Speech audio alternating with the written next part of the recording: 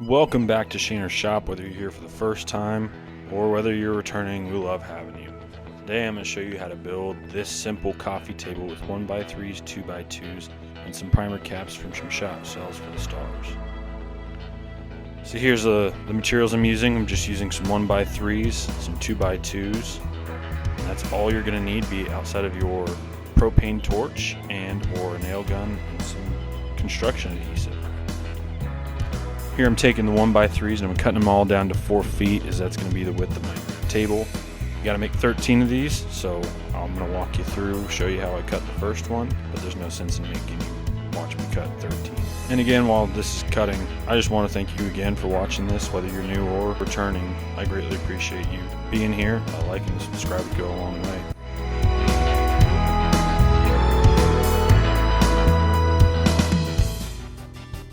Here I'm taking some 2x2s to make the overarching frame for the table.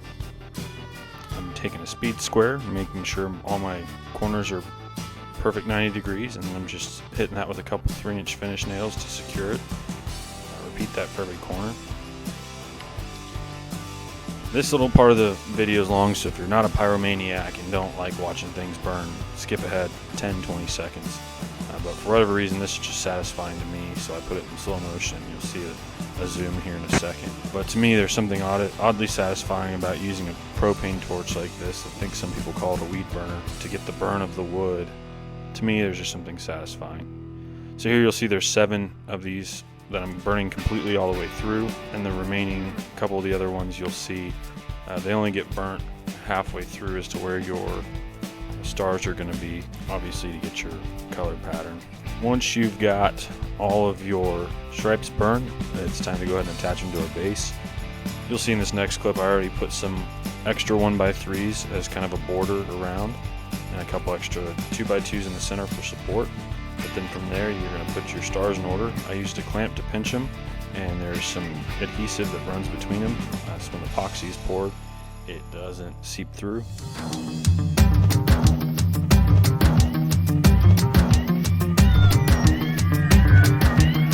Here's the table all assembled. Now I got to put some legs on it, and that's again just some 1x3s nailed together, and then I've got a 2x2 running across. And you'll see in another clip I went ahead and took some extra 1x3s and kind of made a bottom shelf along the bottom.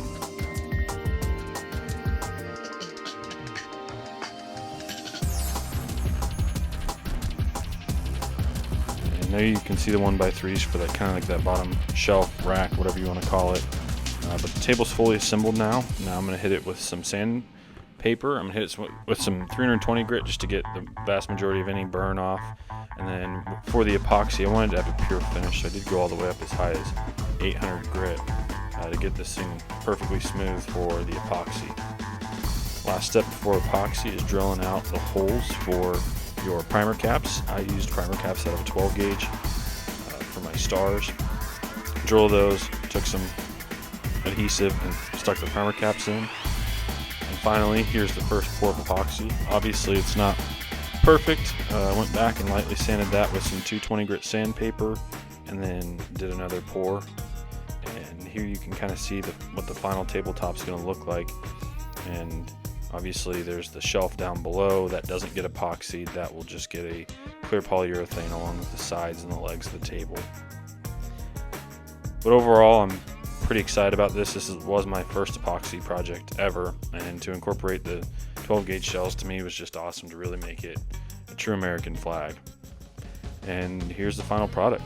As always, I greatly appreciate your watching. If you enjoyed this or you got something out of it, I would appreciate you hitting the like button, the subscribe button. And if you have any questions, feel free to reach out, send me a DM, send me a message. I'd greatly appreciate it.